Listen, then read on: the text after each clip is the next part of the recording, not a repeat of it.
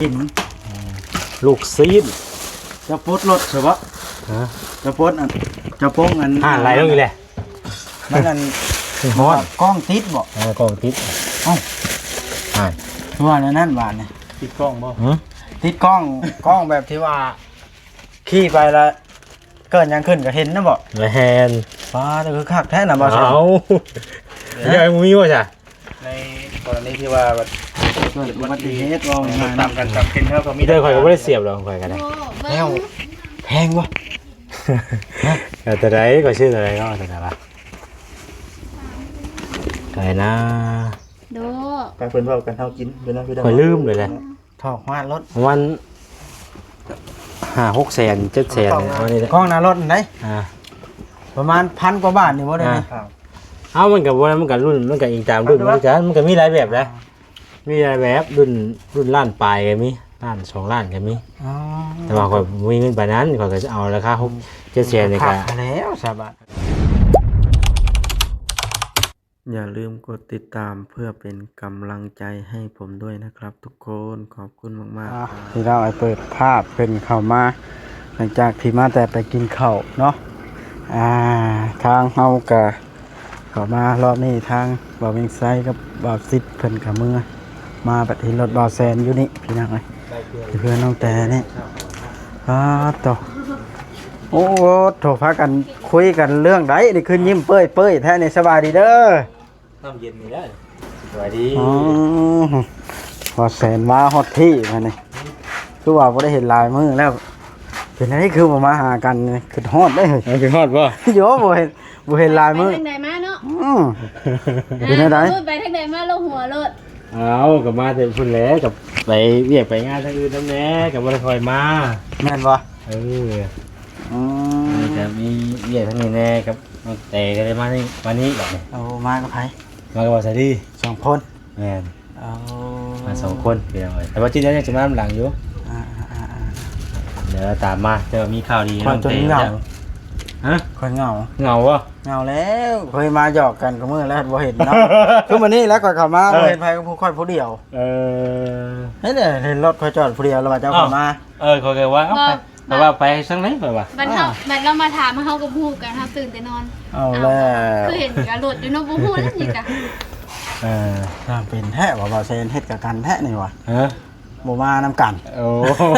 ยเนาะ เราน้อย เอ ใจ ออย่ามาก็ยังมาเห็นว่ากันเนาะบางทีก็มีใหญ่มีงานไปทางอื่นเลยจ้ะ เอาเสียงหยังน่ะ เออ ผู้สาวบ่ขึ้นทางนั้นดูแล้วเสียงดังบ่ โอ้ยนะ โอ้สาว เสียผู้สาวได้ไดไปเซ็ตกับผู้สาวได้ไดเนาะว่าไปเรื่อยๆ เจ้า เจ้า น่ะ น่ะ รหัสเพชรเดียวกับเมียมาจากว่าติ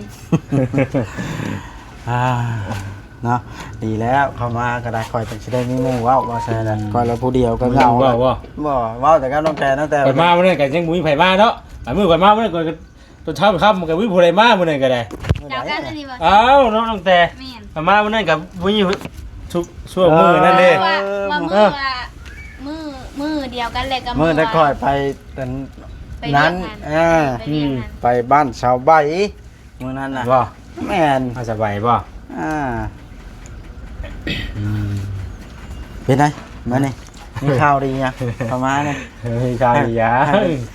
แต่ว่าเล่นน้องเตชื่อแล้วไก่ไปใส่ไฟฟ้าไปเวียดนั้นหว่า เอา เล่นตอนค่ำๆเล่นน้องออนก่อนไปโอ้ไปนั่นเด้ไปเคสอันไหนอันที่ว่าละมาขอความช่วยเหลือมื้อนั้นเด้ อ๋อว่านั้นก็คืดออกแล้ว ถ้าเป็นจะเว่าถึงเนี่ยผู้มาขอความช่วยเหลือในมื้อนั้น แม่นเดี๋ยวว่ามาให้น้องเตพาไปว่าพอจะเฮือนดาวเด้ อืมก็ฮู้แล้วนะ เออ ต้องเว้านะเพิ่นชื่อสาวสีดา บ่ เพิ่นเคยเข้าไปถ่ายเทื่อนึง สาวชิดาบ่ชื่อเพิ่นน่ะ แม่นโอ้ชีวิตลาวก็น่าอีตนไหนบ่มีข้าวกิน แรงขัดง่ายเนาะบ่บัด แม่นขาดแรงขาดง่ายโอ้ดีคันเข้าไปช่วยเหลือเคสนี้ได้ก็ถือว่าเป็นบุญ ก็บอกอยู่ผู้ใหญ่หลายผู้ใหญ่เพิ่นก็บอกอยู่ว่าให้หลายๆคนเข้าไปถ่ายช่วยกันแน่ว่านะให้ยูทูบเบอร์แต่ละคนพากันเข้าไปช่วยกันอีกตนแล้วพอได้พอทางไหนก็ทางนึงสินะพอได้เขาได้น้ำให้เรากิน ครับขอไปน้ำหน่อยเด้อ สิไปเบิ่งข่อยก็ได้ กลับไปสิไปหยัง น้องแต่ก็สิไปบ่เด้อเนี่ย ร้อนเนี่ยก่อน ฮะบ่น้องแต่ ไป เออ เดี๋ยวถ่าให้ไอโอเอาแกน้ำมาใส่น้องปลาก่อนรถเดียวหนึง มาโอลินี่บ่หรือว่าโอย บ่โอยบ่โอยทรา อ่ะ บ ไอ้เขาไล่อยู่บนเนาะสิลมอยู่บ่ล่ะพอจะ เออ เรียนมาเดี๋ยวสิทอด ว่าสิได้โยกน้ำได้ซื้อเอาบาทนี่เนาะ ซื้อหาปุ้ย ห่ากับพลุยกับพลุยขาวนะ กับพูดหาเอาซื้อหากับพูดนี่บ่เอา ยันว่ากับพลุยขาวนั่นโตหลายได้หาเนาะจักพันลิตรบ่แซน หาพันเลยแม่นว่าหาปุ้ยนั่นก็ได้ปุ้ยละพันลิตรเลย บ่เพิ่นพลุย จะมา ขาว ผู้เดียวบ่ ปุ้ยขาว แม่น ว่าโอ้เลยจ้ะ อยู่ปากเชใต้ ปักใช้ได้ผู้ อ่า เอาผู้ไปไกลแท้บาดนี้ พาเมียเพิ่นไปเพิ่นเมียบ่สำบายให้เด้ อันนี้เป็นนี่อยากเพิ่น ก็เลยไปเวียกไปงานเพิ่นเวียกที่ทางตาบ่เห็นนั่นละบ่แซนเด้ เดี๋ยวไปเอาพุ่นบาดนี้เนาะ แม่น เอาไปเพิ่นดีซะไวๆเนาะโอ้ยคือแล้วเลยว่าจังไดเนาะ แม่นคนเฮาบ่อยากเจอดอกว่าแซนแต่เรื่องแบบนี้มันทางตาบ่เห็นบ่เชื่อก็เฮ็ดไปบ่เชื่อก็บ่ลบหลู่เขาหน้าตามที่เพิ่นท่วงเพิ่นนั้นเว้าหั้นแล้วเนาะ จะมือสิมาบัดนี้ ซ้ำแล้วเพิ่นว่าให้คำตอบบ่ได้ว่ามือใดเนาะโตเนาะ มื้อหน้าเข้ามาเล่นนำกันนี่แล้วจะเฮ็ดแบบนี้ได้บาดนะ เงาบ่ เหงา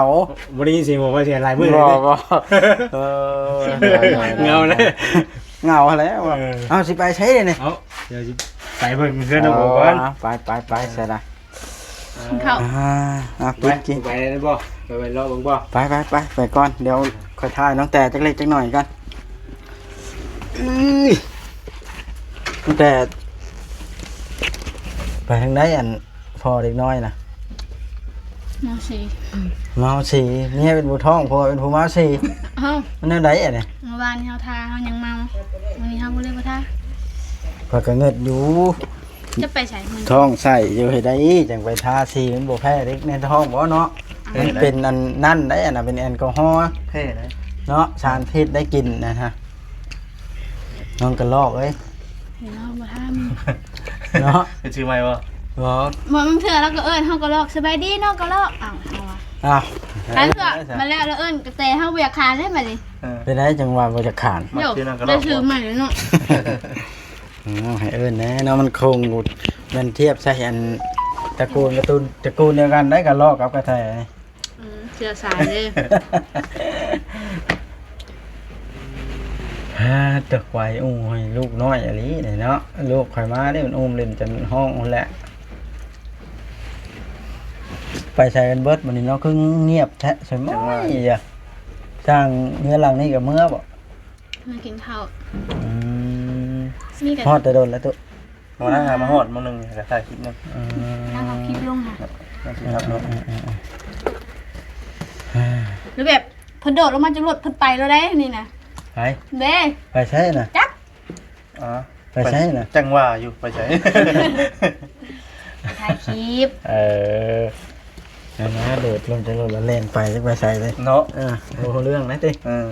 บอสลีนเนาะมาแต่คุณเรายิ้มหมดเนาะ แม่นบ่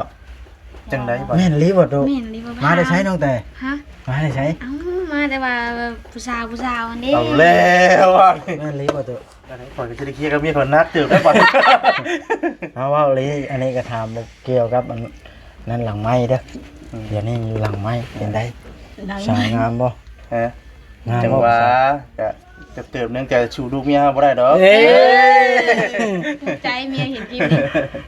คิดนั่นได้หลังไม้ได้นี่ เนาะ แม่นี่ดังไว้ เอา บ่ มา เห็น เนาะ เนาะ บ่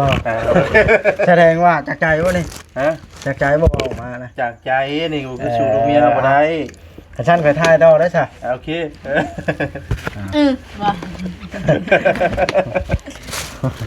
เอาหยอกกันพี่น้องนะ แล้วว่าบ่ได้ฮู้กันบ่สิได้บ่ได้เหี่ยวกันแต่เฮิงเลย บ่แม่น แล้ว จังมือก่อน สามเนาะ 3มื้อ มือได้สามมาเลยหรือมือได้สี่ มันสิที่ จั มั ง น ว่าได้ค่อยก็ไปพูดก็ได้มื้อเติบเลย อืม ว่ามื้อนั้นก็ขึ้นไปทางพารานแน่ดังเนาะ พอแซนเพิ่นไปถ่ายกับไผน่ะคือบ่ได้มีไผ ว่าเรารีวิวบันไดเด้ บ่เรา เออ เราบอกบอสลี่นะให้บอสลี่นะเว้ากับเพื่อน แม่นป่ะ อืม เว้านั่นบ่ ฮะ ไผบอก ข่อ นะ ยว่าบ่เป็นข่อยกับเพื่อน บอเซนหรือบอเซนแล้วบอกให้บอสลี่เว้ากับเพื่อนหรือ นี่ ว่า บ่ถูก ถามแล้วถามบอเซน ห นะ ยอกฉันแหละ เดี๋ยวบอสลี่บอกโอ้ข่อยก็เป็นนักตัวแรกไปเว้ากับเพื่อนอยู่ ปวดหัว เป็นไงกินบ่ยา โอ้ปวดหัวหลายเรื่องเลยอยากพักผ่อนข่อยแฮงเจอหลายอัน FC กับพี่น้องเอ้ยคอมเมนต์ต่างๆนานาเนาะผู้ให้กำลังใจเฮาก็มีผู้ ทุกอย่าง บ่ให้ก็มี มีครบเบิด หลายคนเนาะ ปลาปนกันไปเนาะ แม่นๆเขาเก็บเอาแต่โตวที่ว่าคอมเมนต์ให้กำลังใจเฮาแล้วมาผลักดันกับจิตใจเฮาเนาะ โดย ตัวที่ว่ามันลบๆเฮาก็ปล่อยผ่าน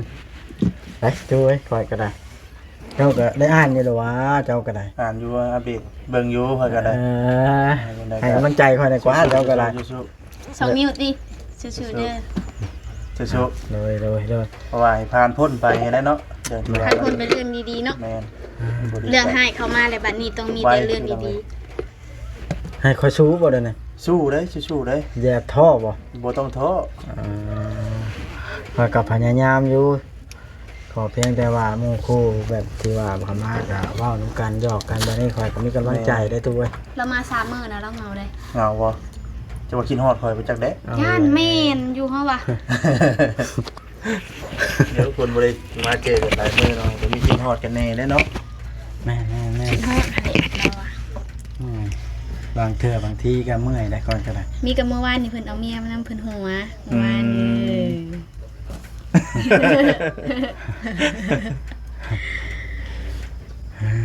มันขึ้นนับขึ้นบัดนี้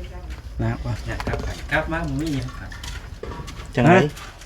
แล้วเราบอกไปบางเฮือนนะมาซะนะ เจ้า เป็นได้จังนาทีแล้วนี่ เจ้าบ่ได้เว้าน้ำเพื่อนติ ฮะ เจ้าบ่ได้เว้าน้ำเพื่อนติ เว้าแล้วบ่เพื่อนเอามอมอยู่ เก่งอีดีเนาะ พอหนูเฮือนก็เป็นบ่ โอ้มันทนายง่ายเอาเองนี่แหละเราอย่าลืมเลยว่าโอ้เด้อเบานั่นเด้อบ่บอสเด้อ ยังบ่ได้อยู่เลยเนาะเฮาต้องท่วงได้บัดนี้เนาะ โอ้ยมันอยู่ใกล้ห้านหนาตัว จักก็ว่านี่จักหน่อยเฮาออกไปนี่ว่านี่ ใกล้ห้านก่อนเห็นว่าก็ ไก่ ได้ ห่านก้อนว่าซั่น ของเพิ่นนะรูปแบบบ่ได้มีได้ดูแบบแข่งแบบนี้นะแบบต้องมีดึงออกมามันอยู่ในเลย มันดึงกากออกมาเลย มาเบิ่งดูฮะดูไร อยู่รถพอ อยู่รถบ่ แม่ บ่เป็นแบบนี้บ่ใช่แต่ว่า อันเดียว ยี่ห้ กั อน เดี นี่ ยวกัน นะแต่ว่า อันเดียวกันแต่ มันเฮ็ดออกมาใหม่เนาะ โอ้ แต่ว่า รุ่นใหม่ ขาทั้งอันนี้มันอ่ะ มันชิ ดึงออกมา หยัดเข้าใน โอ้ก็คักแล้วเนาะ ขักได้ อยากได้อยู่เลยข่อยแต่ว่ามันบ่มีเงินซื้อ ค่อยก็ไว้ถ่ายเวลาเฮาย่างถ่ายรีวิวนั่น เฮามี รีวิว อันนี้ดีเด้เวลาเฮาย่างถ่ายแล้วมันบ่ชัน แบบนั้นแหละ อันนี้นะ นั่นแหละคลิปคอยโคเมอร์นี่จังโบชั่นนะ มันค่อยรสชันครับ บ่สงสัย FC ดูแบบเพิ่นปวดหัวนะแบบบัดตอนเวลาเพิ่นอยากย่างไปเพิ่นโตรดลงมา นี่บ่ก็ดึงออกให้บ่เป็นนี่นะฮะดึงออกมาได้นี่ตุ มันมีวิธีอยู่แล้วว่า มีวิธีบ่ จะได้เฮาบ่เคยงัดจักเทื่อได้นี่ออกได้บ่จ้ะ โยก็แนวมันละเนาะโอ้วิธีมันบ่น่ะ จังว่าได้มันออกอีกมัน เป็นอะไรอันนี้เราเคยใช้น้อง บ่ ค่อย เคยเด้ข่อย น้องค่อยบ่ได้ยากปานนี้นะ บ่เคยมีคือกันนี่ข่อยมีแต่เบ็ดนี่ ได้กล้าคักอะไรนี่นะ แม่น บ่ส แต่มันนี่ก็ดีอยู่แล้วนี่มัน เอามีก็แบบ ชัน นี้เราอะอีหยังจังได๋ เงียบเนาะ นี่ ตัวเดี๋ยว ค่อย นี้ก็ เล็กน้อยมันก็มือละ มันนั่นยามให้ยามหน้าไปก็บุกให้บุกเวกพวกหน้าเนาะ